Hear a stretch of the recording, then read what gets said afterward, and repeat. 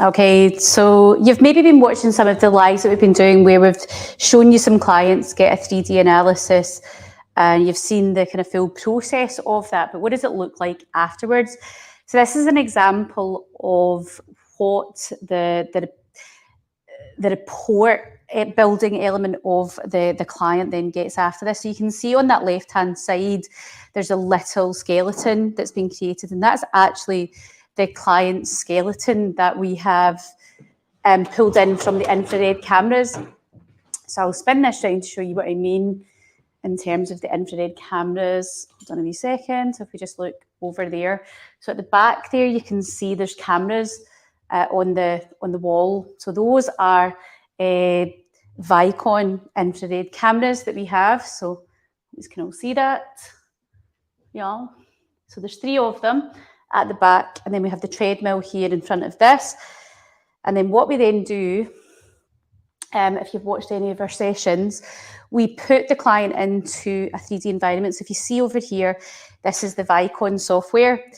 And these, the kind of 1, 2, 3, that's the cameras. You can see there's some little flickering going on there because I've got the lights on. Infrared does not like light. So we marker the patient's body up with lots of markers. So we use little joints.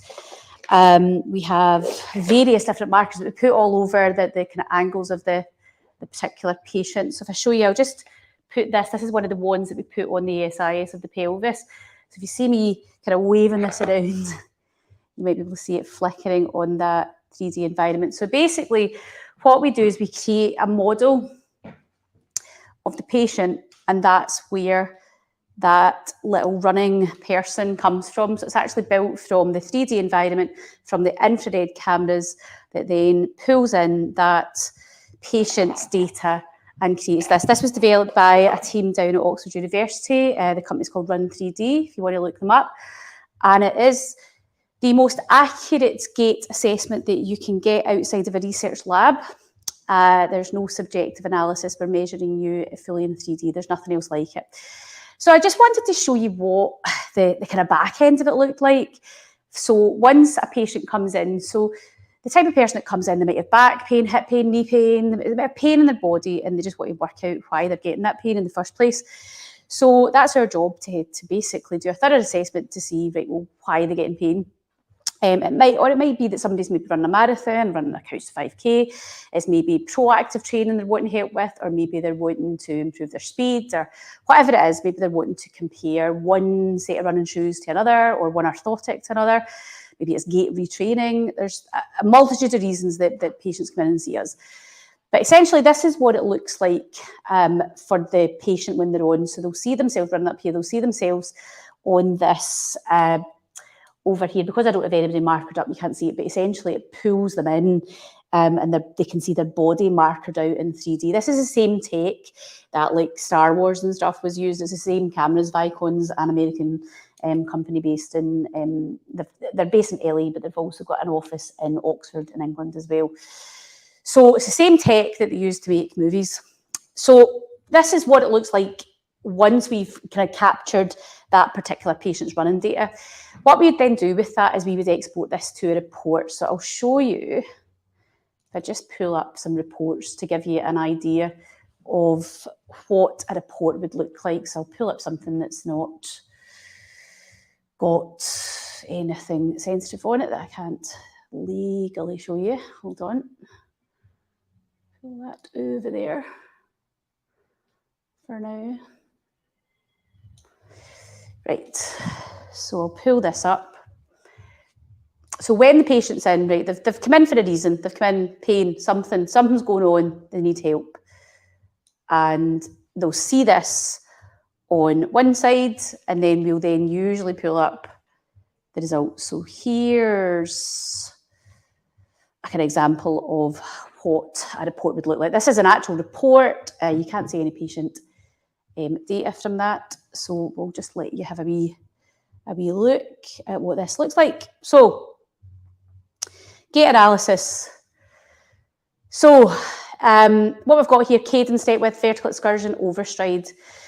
So we can see cadence is basically just how fast, it'll tell us how fast that patient's walking or running. This particular patient was walking, and we can see they're walking quite quickly. The mean value down here is based on the data that Oxford Jury, the guys down at Run 3D collected, and our patients are compared against that comparison data. So we can see here immediately he's walking really fast. This particular patient's walking really fast, right? The mean is 113, he's 135. So there's something going on there. Step width, 197, and the mean is 141. So he's really wide. That immediately will tell us something around his hips. It's usually an indication of tightness through the hips, but we take that in a full kind of clinical presentation and what their history is. But certainly he's walking this particular patient too wide. Vertical excursion is how much you lift up. This particular patient is actually a low vertical excursion. You do want a low vertical excursion, but this is a particularly low. Overstride, right, there's 1 and the mean is 222, right? So high cadence and a tiny wee stride. So this particular patient is really walking like with tiny wee steps, right? Lots of tiny wee steps. Then come down, we've got the traffic light system. This was developed by Oxford Jury, and this was just to make it easy for the patients to be able to get the data easily to read. So we've got anterior pelvic tilt. We can see over here, we've got the left and the right side. So you can see they're way above, right? So a big, massive anterior pelvic tilt, this particular patient. That kind of pelvic motion, that side to side motion, we can see the left side is below, the right side is above. So in an ideal world, we want to see them close together. Hip extension at toe off, we can see both left and right side, really below average. Hip adduction, left side below, right side up. So really nice and easy for the patient to identify. But we essentially produce a big interpretation report, and they get a big rehab program with this as well. So some people love this. It gives them loads of information. Other patients have maybe been referred over from their physio or other healthcare provider, and we then just essentially do the movement analysis and then hand them back with this report to their healthcare professionals. So we do a lot of that, or they get the rehab with us. So there's a good mix there. So it gives them this traffic light system of where they sit within the mean, and it starts to build up a picture of why they're getting maybe an overuse injury or a particular pain output. This is really what as the clinician we'll look at. So we've got this graph, so to speak, where we're looking at the pelvic motion here. Left side is the triangle, the red dot is the right side, so left side, right side. We've got pelvic tilt down here, so we've got the sagittal plane, pelvic obliquity, we've got the frontal plane, and then our pelvic rotation, our transverse plane, and we can see at a very quick glance where the big hitters are. So we can see immediately here that we've got some discrepancy between the left and the right side, and we can also see within that rotation. So that's really where the eyes are drawn to, but also we need to take into account that there's this very high anterior pelvic tilt, which will usually indicate that there's a very low hip extension, which I know in this particular patient, hip extension, look at that, it's down at the bottom, it can't get any further. So there's clearly some stuff going on with the hips with that particular patient. This particular patient actually came in with lower back pain. This isn't an unusual presentation given that. So we can see immediately the issues aren't just at the lower back. We can see immediately right about that hip where we need to focus our attention. We know that the lower back, how it's sitting when that particular patient is moving, what it's doing. And because we know that, it means that we can then do something about it. We can then start to build out rehabilitation for that particular patient. You can see what the knee is doing, okay? And this particular patient was getting some grumbles with their knee, but it wasn't anything, it wasn't the main area. The lower back was the main area, but we can see how they are loading the knees and then down to the foot and ankle. And we can see why, as podiatrists, we spend 4 years just looking at the foot and ankle. Well, not just looking at the foot and ankle, but we spend a lot of time really getting to know this area. It's a complex area, and we can see all of these little markers. So this just builds up a big picture based on what issues that patient's had, and it helps us with one, diagnosis, and two, then what do we then do about it. So for those of us that love stats, so for me, looking at this, so I can look at pelvic tilt, I can look at the patient's left side, the patient's right side, and then I can compare that against what the controls are. So for example, that patient's left side anterior, he's got a massive anterior pelvic tilt. His tilt is sitting at 19.5, and the mean is 0.8. So he's off the charts with how his pelvis is sitting. Now that in itself, we wouldn't necessarily do anything with that specifically unless there was a reason to do it. But this particular patient is experiencing primarily committed ears because of lower back pain. So we know based on these results now that the issue isn't just the lower back. Actually, this particular patient needs a lot of help in the hip area, but actually a pile of work is also getting done for this particular patient down at the foot and ankle as well. So it turns something where you've got an analysis that could be quite a subjective analysis. So if I just turn this around so you can see me. So ordinarily as clinicians, and I'll bring this around so I'm in the light, when we're analysing our patients, a lot of our analysis can be a subjective analysis, meaning we are maybe watching them walking on the treadmill, or we are filming them. We might be using an app or software. That's quite common for a lot of healthcare professionals or other people working in health, where they'll download an app and it can slow motion down, so they'll be pausing the camera. The difficulty with those kind of things is that they're not accurate. You're unable to accurately analyse in 3 planes in that way.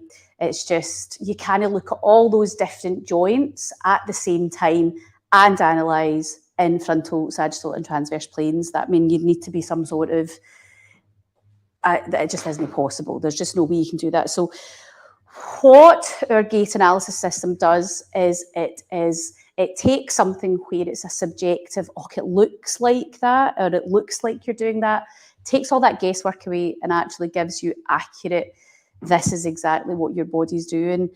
And with that, you've then got choices, you've then got power, you know what's going on. So whether you've got somebody, like I said, that particular patient that I showed you, it was chronic back pain, really chronic lower back pain, and they were at the end of their tether, nothing was working. But it was nothing working because they were focusing on the wrong area, where they're just focusing on the site of pain, where the last people he was seeing just focusing on his lower back and not taking into consideration what the rest of his body was doing. Unfortunately, that particular patient, that was the case. And he was just told, you just strengthen your core up and mobilise your back. But there was no consideration of the hips, how his hips were moving, what his feet were doing, and how that was having an impact on his overall motion and movement. So knowledge is power, and it helps you get the right rehabilitation and the right help. So without that, it is guesswork. Now, for the vast majority of the public, that's fine. If you're quite happy, just, I just need a general idea, I don't mind doing loads and loads and loads of exercises, and some of them will be the right ones to do, then fine. But if you're getting a particular pain output, it could be anywhere in your body. And what you'll generally find is that where you get pain isn't where the problem sits. Pain is an output of your body telling you that you've loaded that particular area. Usually you've overloaded it, you've done something to it, it's not liked it, it's not been strong enough, or it's been worn out, or something's happened, or there's been trauma to it. But it's usually not the overall root cause of the problem. That's not always the case, but in a lot of situations it is, especially when it comes to knees and or lower backs. Usually the problem is somewhere else, and that tissue's been loaded a particular way as a result of it. We are very good, especially as I'm an MSK podiatrist, at being able to offload tissues, to use physics to our advantage and work out how we can change forces or move forces or offload tissues, whatever way you want to think about it. One, to get you out of pain immediately. So if you add in like acute pain or like something like, oh my goodness, I just want to be able to ambulate and not be in agony, we're very good at getting you out of pain. Then finding out, right, well, why is this happened in the first place? Let's do something about it. Rehab, proper rehab for that area, but not just looking at that site of pain, looking at that body as a whole and how you ambulate. So if you are in pain, definitely do reach out. But also, say you're wanting to do a 5K and you've never ran before and you're a wee bit concerned about, you don't want to get injuries, then it's ideal for that. It's almost like you're preempting, right? Like, where am I weak? Where do I need to strengthen up? It's fantastic for that. When you come in for an analysis with us, we're not just looking at your gait, but we also, if I grab some of the MSK stuff, do a full musculoskeletal assessment. What does that mean? Musculoskeletal assessment, we were looking at your strength. We're doing strength testing, so we use to test. So we'd literally have you resisting against us to actually measure the force that you're able to apply. We would use our goniometers to actually measure your joint angles to make sure we know, for example, for you to be able to activate the windlass mechanism, so in your feet, and we know that how the body ideally should function. We know that we need to have about 65 degrees of dorsiflexion at your big toe. We're not going to just guess that you've got that, we're actually going to measure. We know that to ambulate properly through your ankle, that you need at least 15 degrees of dorsiflexion through your ankle joint.